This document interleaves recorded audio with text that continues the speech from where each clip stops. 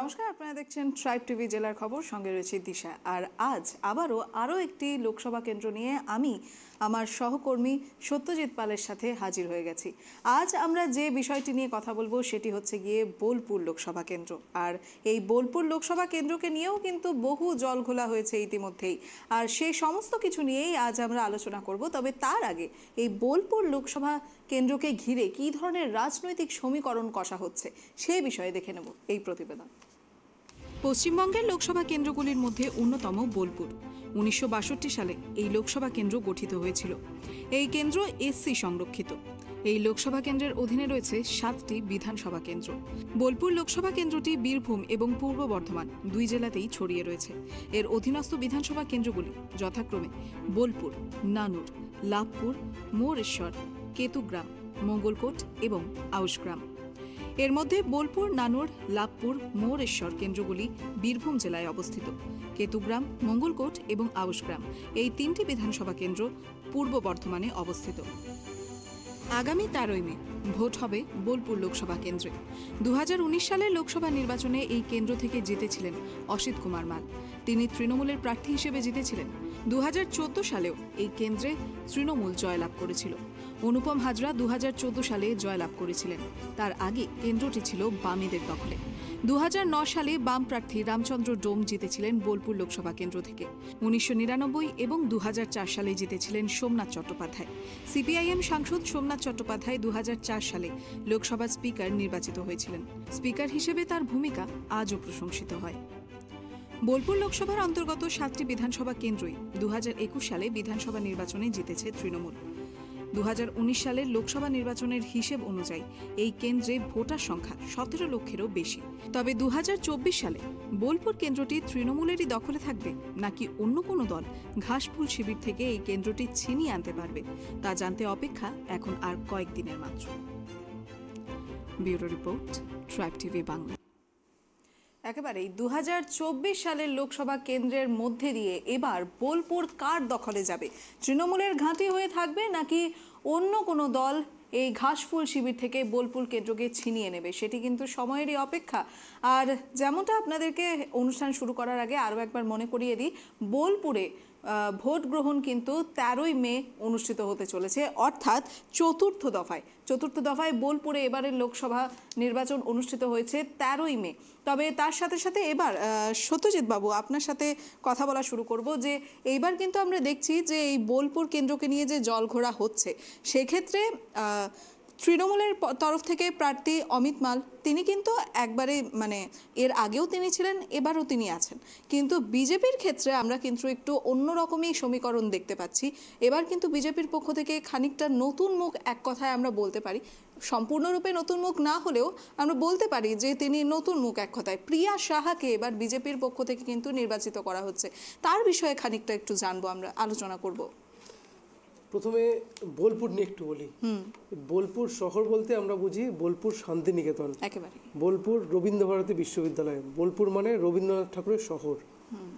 এই বোলপুর কিন্তু বোলপুরের শান্তিনিকেতন বলো, বোলপুরের রবীন্দ্রভারতী বিশ্ববিদ্যালয় বলো, এই বোলপুর কিন্তু শিক্ষা সংস্কৃতির দিক থেকে পশ্চিমবঙ্গ তো বটেই, ভারতবর্ষের অন্যতম একটি শহর।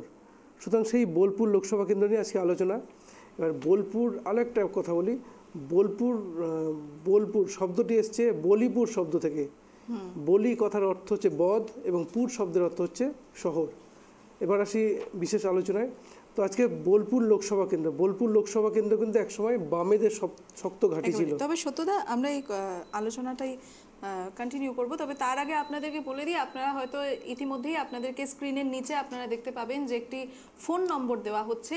আর যেটা আমি সবসময় বলে থাকি, এই ফোন নম্বরের মধ্যে দিয়ে আপনারা আমাদের সাথে সরাসরি যোগাযোগ করতে পারেন। আপনাদের নিজেদের লোকসভা কেন্দ্রের যদি কোনো অভাব অভিযোগ আপনাদের থেকে থাকে, বা আপনাদের সেখানকার দলীয় প্রার্থীরা কী ধরনের কাজকর্ম করছে সেটি নিয়ে আপনারা কী ধরনের মতামত ব্যক্ত করতে চাইছেন, সে সমস্ত কিছু আপনারা তুলে ধরতে পারেন। আপনারা আমাদেরকে ফোন করতে পারেন 9147108809 এই নম্বরে। আমাদের এই নম্বরটি কিন্তু টিভির নিচে আপনারা দেখেন স্ক্রিনে ফ্ল্যাশ হচ্ছে। কল নাও 9147108809 এই নম্বরে আপনারা কল করে আপনাদের লোকসভা কেন্দ্রের পাশাপাশি আজ যেটা আমাদের আলোচ্য বিষয় বোলপুর লোকসভা কেন্দ্র, সেই বিষয়ে আপনারা আমাদের সাথে যোগাযোগ করে আপনাদের মতামত তুলে ধরতে পারেন। তো এবার সত্যজিৎ বাবু, আমরা সেই আলোচনাটি আরেকবার শুরু করব। বোলপুর লোকসভা কেন্দ্রে যে প্রার্থী হয়েছেন তৃণমূল কংগ্রেসের অসিত মাল, উনি কিন্তু একজন দক্ষ রাজনীতিবিদ। উনি কংগ্রেসের বিধায়ক ছিলেন 2019 সালের লোকসভা নির্বাচনের আগে তৃণমূল কংগ্রেসে যোগ দেন, আর 2014-তে এখান থেকে জিতেছিলেন অনুপম হাজরা। অনুপম হাজরার সঙ্গে আমরা জানি তৃণমূলের যে জেলা সভাপতি ছিলেন অনুব্রত মণ্ডল, তার একটি বিবাদ ছিল, যার ফলে অনুপম হাজরা দল ছেড়ে বিজেপিতে যোগ দেন। তার পরিবর্তে অসিত মাল 2019 সালে জিতেছিলেন। এবারে অসিত মালের বিরুদ্ধে যে প্রার্থী বলা চলে অত্যন্ত দুর্বলই বলা ভালো, তার কারণ বীরভূম মানেই প্রথমেই উঠে আসবে অনুব্রত মণ্ডলের। অনুব্রত মণ্ডল মানে তৃণমূল কংগ্রেসের শক্ত ঘাঁটি। তো সেই রকম একটা জায়গায় অসিত মালের মতো একজন দক্ষ সংগঠনের বিরুদ্ধে প্রিয়া সাহা দুর্বল প্রার্থী বলা চলে।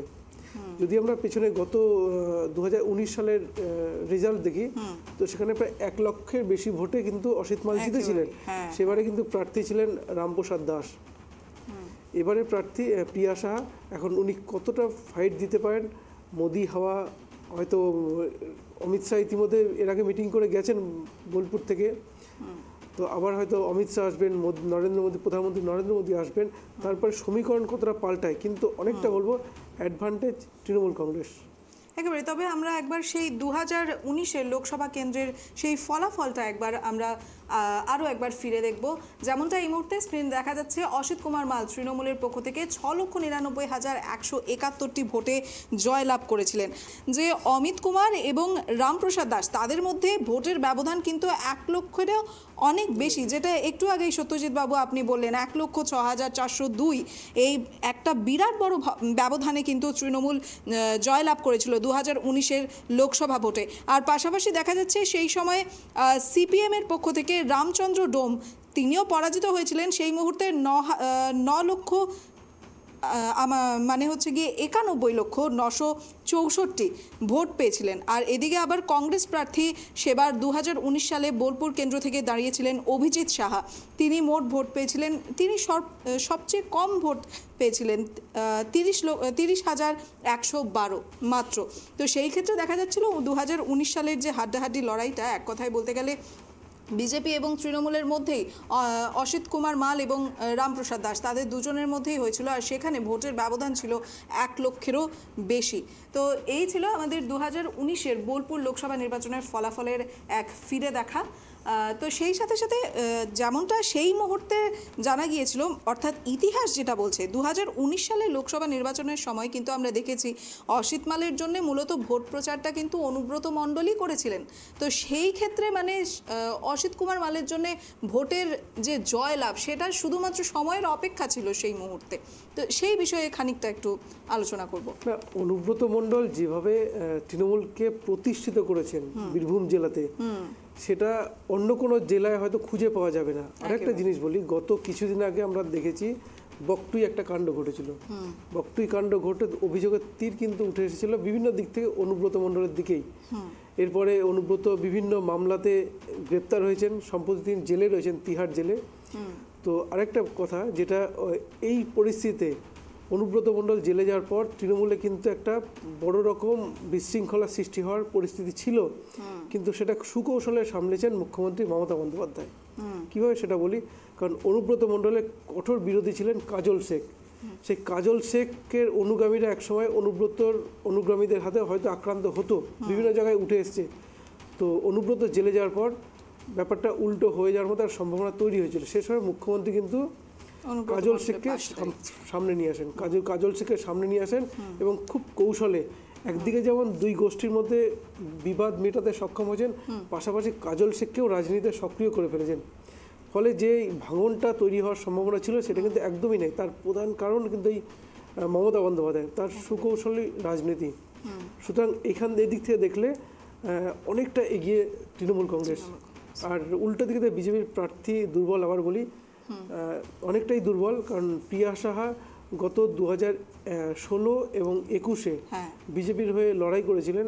2021-এ সাঁইথিয়া বিধানসভাতে প্রায় 15,000 ভোটে হেরেছিলেন, কিন্তু তবু বলবো অভিজ্ঞতার দিক থেকে তিনি অসিত মালের থেকে অনেকটা পিছিয়ে।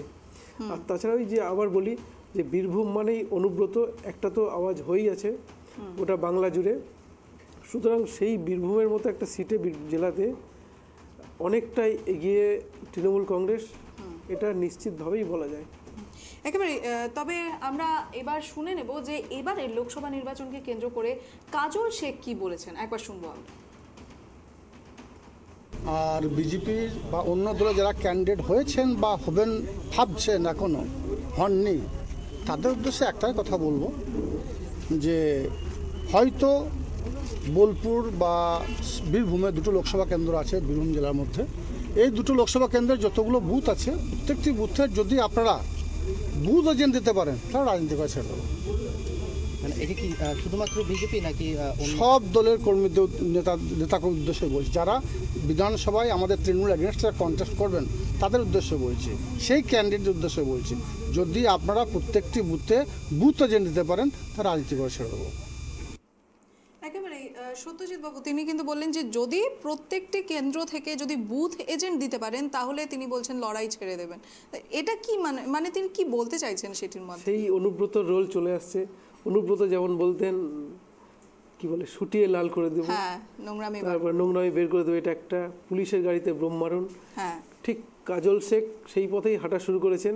এটা বীরভূমে নতুন কিছু নয়, ভবিষ্যতে পরিবর্তন হবে কিনা বলা সম্ভব নয়।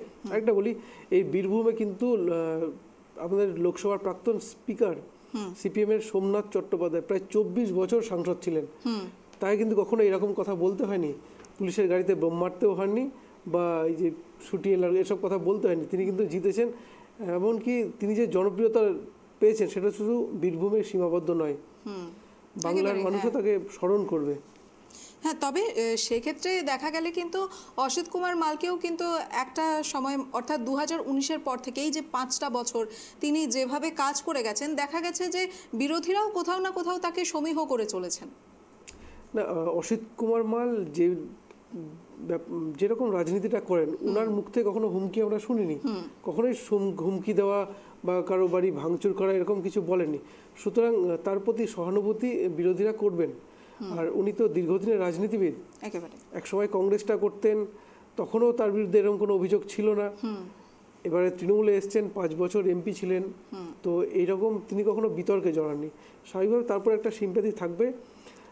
আরেকটা বলি, বীরভূমে তো এইরকমভাবে উনি যদি এইরকমভাবে চলেন, অসিত মালের মানে কি বলবো, উনি যেরকম রাজনীতিটা করছেন তাতে ওনার জয় নিশ্চিত, কিন্তু এই এরকম হুমকি এগুলো না আসলেই বরঞ্চ ভালো হয়। একেবারে। তবে সত্যজিৎ বাবু, এই যে কাজল শেখ যে ধরনের কথাটা বললেন, তো সেইটার থেকে কোনোভাবে কি অসিত মালের এই সমীকরণে বা এইবারের ভোট যুদ্ধে কি কোনো রকম প্রভাব পড়তে পারে? না, প্রভাব কিছুটা পড়বে, কিন্তু একটা বলি, বীরভূম তো তৃণমূল কংগ্রেসের অত্যন্ত শক্ত ঘাঁটি, অত্যন্ত শক্ত ঘাঁটি। তারপরে বড় কথা যে বললাম, একটা তৃণমূল কংগ্রেসের একটা গোষ্ঠী কোন্দল হওয়ার মতো পরিস্থিতি তৈরি হয়েছিল, যেটা মুখ্যমন্ত্রী খুব সুকৌশলে কিন্তু থামাতে পেরেছেন।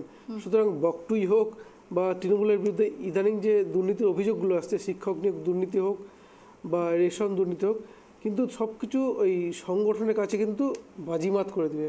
সংগঠনটা অত্যন্ত গুরুত্বপূর্ণ।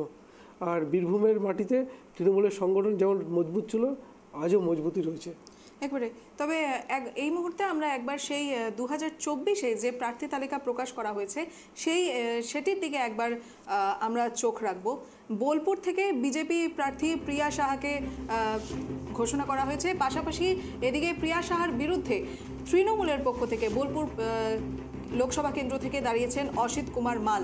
আর তবে যেমনটা এইবারের পার্থক্যের মধ্যে দেখা যাচ্ছে যে 2019-এ যেমন আমরা দেখেছিলাম যে 4টি দল তাদের প্রার্থী ঘোষণা করেছিলেন লোকসভা বোলপুর থেকে, তৃণমূল, বিজেপি, সিপিআইএম এবং কংগ্রেস। সেই ক্ষেত্রে এবার দেখা যাচ্ছে যে শুধু 2টি দলই কিন্তু সত্যজিৎ বাবু প্রার্থী ঘোষণা করেছেন, শুধু তৃণমূল আর বিজেপি। তো কোথাও না কোথাও সিপিআইএম আর কংগ্রেস কি হাল ছেড়ে দিয়েছে বোলপুরের ক্ষেত্রে? না, একসময় সিপিএমের শক্ত ঘাঁটি ছিল, হাল ছাড়া কিছু কিছু নেই, এখনও প্রার্থী দেওয়ার নমিনেশন ডেটও আসেনি বা ডেট ওভারও হয়নি, সুতরাং এখনও সময় আছে, প্রার্থী দেবেই নিশ্চয়ই, নিশ্চিতভাবেই প্রার্থী দেবে।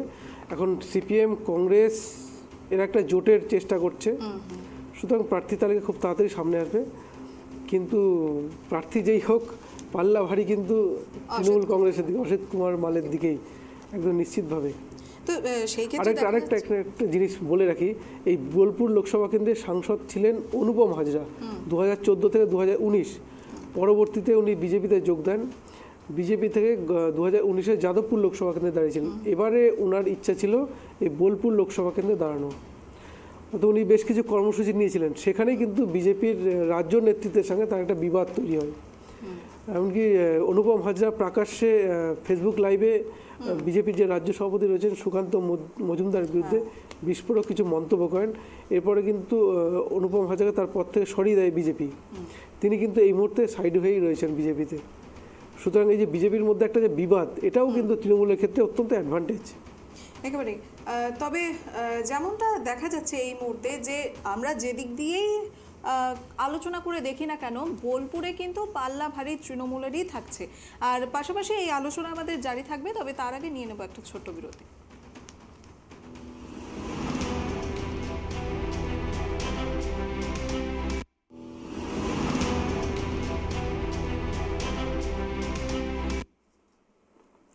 ফিরে এলাম বিরতির পর। আজ আমাদের আলোচ্য বিষয় বোলপুর লোকসভা কেন্দ্র, আর যেখানে এবার আমরা 2019-এর লোকসভা কেন্দ্র থেকে কিন্তু অনেকটাই পার্থক্য লক্ষ্য করতে পারছি।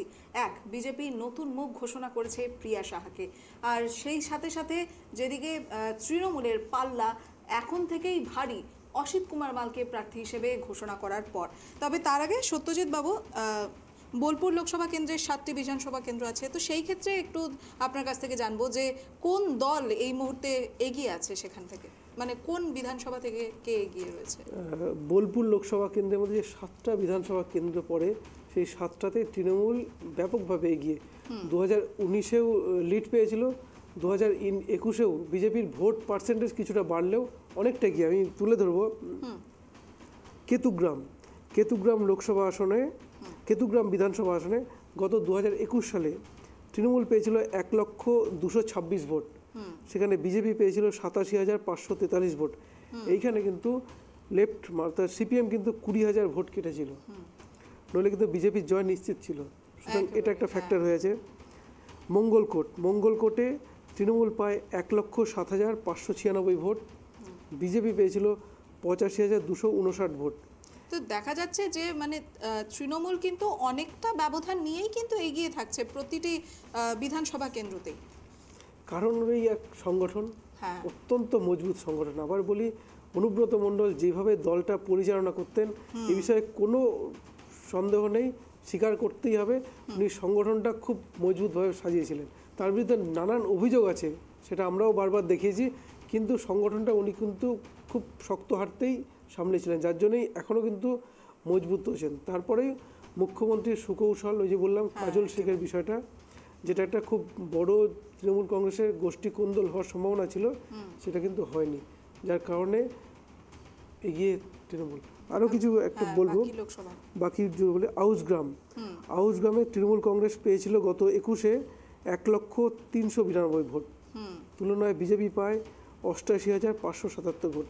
এইখানেও কিন্তু সিপিএম 20,000 ভোট কেটেছিল, 20,399 ভোট পেয়েছিল, নইলে এই সিটটাও হয়তো বিজেপি জিততে পারত 21-এ। বোলপুর বিধানসভা আসনে আমরা জানি বিজেপির থেকে দাঁড়িয়েছিলেন ডক্টর অনির্বাণ গাঙ্গুলি, হেভিওয়েট প্রার্থী। তা সত্ত্বেও কিন্তু বোলপুরে তৃণমূল কংগ্রেস 1,16,443 ভোট পেয়েছিল, বিজেপি 94,163। সুতরাং এই যে পার্থক্যটা, এটা কিন্তু নেহাত অল্প নয়। এই পার্থক্যটা মেক আপ করে জয় পাওয়া অত্যন্ত কঠিন হতে পারতো, হয়তো যদি হেভিওয়েট প্রার্থী থাকতো, ওজনদার প্রার্থী থাকতো, ভোটের পার্সেন্টেজ কিছুটা বাড়তো। কিন্তু তা সত্ত্বেও বলি, সংগঠনের দিক থেকে যেহেতু মজবুত সংগঠন, সেদিক থেকে তৃণমূল কংগ্রেস অনেকটা এগিয়ে। বেশ, তাহলে আমরা একবার শুনে নেব যে এই নির্বাচনকে ঘিরে আমরা জানি এখন কিন্তু গোটা বাংলা জুড়ে সাজো সাজো রব, তো সেই ক্ষেত্রে আমাদের আজকের প্রার্থীরা পিছিয়ে থাকবে তা তো হতে পারে না। শুনবো তারা কি বলছেন। এই নির্বাচনটা কিন্তু খুব ভয়ঙ্কর নির্বাচন। ভারতবর্ষকে আতঙ্ক ধরিয়ে দিয়েছে, বাংলার মানুষকে আতঙ্ক ধরিয়ে দিয়েছে বিজেপি এবং ভারতবর্ষের প্রধানমন্ত্রী মোদীজি।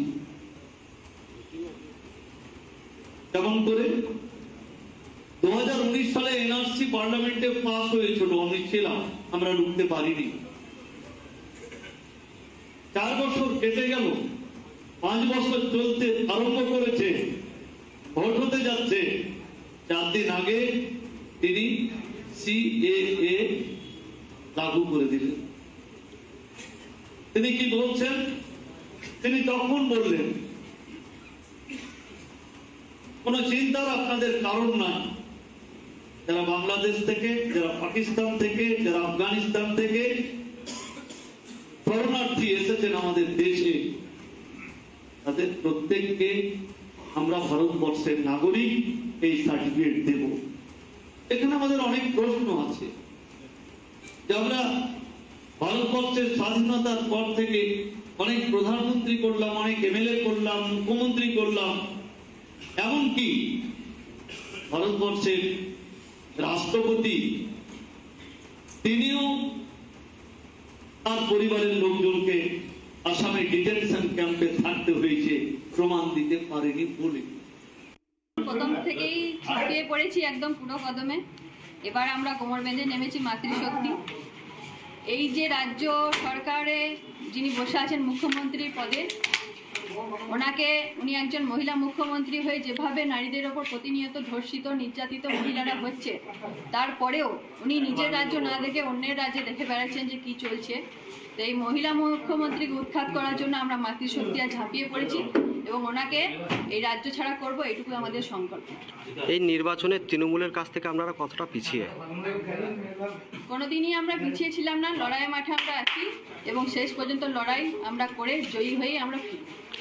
গত বিধানসভাতে দেখা গিয়েছিল আপনাকে সাঁইথিয়া থেকে প্রার্থী হতে, কিন্তু সেই আপনার এলাকা থেকেই বেশ কিছু মানুষ অভিযোগ করছেন যে নির্বাচনের প্রার্থীর পর কিন্তু আপনাকে কোনোভাবেই কিন্তু দেখা যায়নি যখন ভোট শেষ হয়ে গিয়েছিল, আর এই অভিযোগগুলো করছে কিন্তু আপনাদের দলেরই কর্মী। কি বলবেন এই বিষয় নিয়ে? ওনারা যা বলছেন সেটা আমি আশীর্বাদ সহকারে নিচ্ছি, ওনাদের বিরুদ্ধে আমার কোনো কিছু বক্তব্য নেই।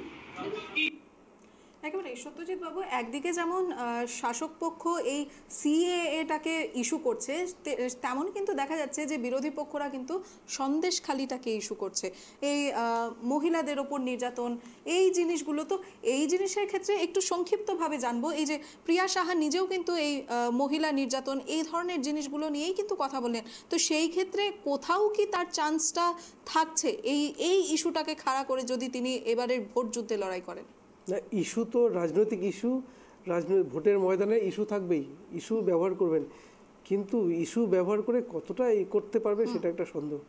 আর একটা বলি, রামপ্রসাদ দাস যিনি এর আগের প্রার্থী ছিলেন, এবার তো উনি টিকিট পাননি, প্রিয়া সাহা দাঁড়িয়েছেন। সুতরাং বিজেপির মধ্যে যে অন্তর্দ্বন্দ্বটা রয়েছেন, বিজেপির জেলা সভাপতি সম্ভবত ধ্রুব সাহা সত্ত্বে অনুপম হাজার অনুগামীদের মধ্যে একটা বিবাদ তৈরি হয়েছে। বিজেপির যে অন্তর্দ্বন্দ্ব হয়ে আছে সেটা কতটা সক্রিয়ভাবে পুরো টিমটা প্রিয়া সাহা সাপোর্ট দেবে সেটা একটা ব্যাপার। নইলে তো সংগঠন ছাড়া তো জেতা সম্ভব নয়, শুধু ক্যামেরার সামনে কথা বললে জেতা যাবে না। একেবারে আমরা এর মধ্যেও শুনলাম যে তাকেও প্রশ্ন করা হচ্ছিল, অর্থাৎ প্রিয়া সাহাকেও প্রশ্ন করা হচ্ছিল এই অন্তর্দ্বন্দ্ব নিয়ে। তো সেই ক্ষেত্রে যেহেতু আমাদের সময় এখন অত্যন্ত কম, তো তার আগে আমরা দেখে নেব বোলপুর লোকসভা কেন্দ্রের জনতা কি মত দান করলেন। আর যেমনটা দেখা যাচ্ছে যে এবার লোকসভা নির্বাচনের আগে কিন্তু তৃণমূল 58% এগিয়ে রয়েছে, পাশাপাশি দেখা যাচ্ছে বিজেপি 31% এবং অন্যান্য দল 11%। তো সেই ক্ষেত্রে যেমনটা আমাদের আজকের এই অনুষ্ঠানে গোটা আলোচনাটা ছিল, সেখানে কিন্তু বারবার আমরা ঘুরে ফিরে দেখেছি যে তৃণমূলের পাল্লা কিন্তু সব সময়েরই ভারী।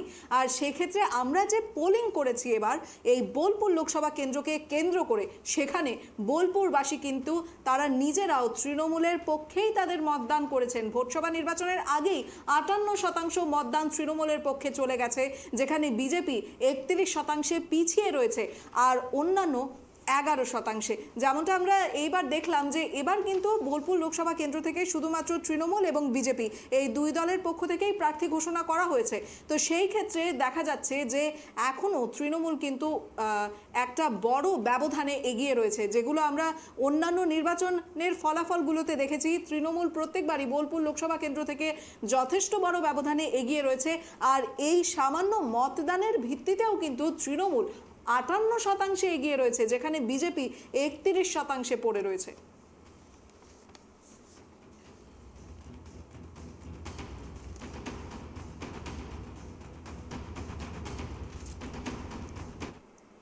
তো এই ছিল আমাদের আজকের জেলার খবরের পাতায় বোলপুর লোকসভা কেন্দ্র নিয়ে আলোচনা। তবে আপনাদেরকে জানিয়ে দিই, এই বোলপুর লোকসভা কেন্দ্রে ভোট গ্রহণ কিন্তু 13ই মে অর্থাৎ চতুর্থ দফায় অনুষ্ঠিত হবে। তো সেই ক্ষেত্রে যেদিন জুন মাসের 4 তারিখে ভোট গণনা হবে, সেই দিন জানতে পারা যাবে যে বোলপুর আসলেই কার দখলে, তৃণমূলের দখলে নাকি সেই ঘাসফুল থেকে অন্য কোনো দল বোলপুর লোকসভা কেন্দ্রকে ছিনিয়ে নিয়েছে। আগামীকাল আরও একটি নতুন লোকসভা কেন্দ্র নিয়ে থাকছে আলোচনা জেলার খবরের পাতায়। ততক্ষণের জন্য ধন্যবাদ।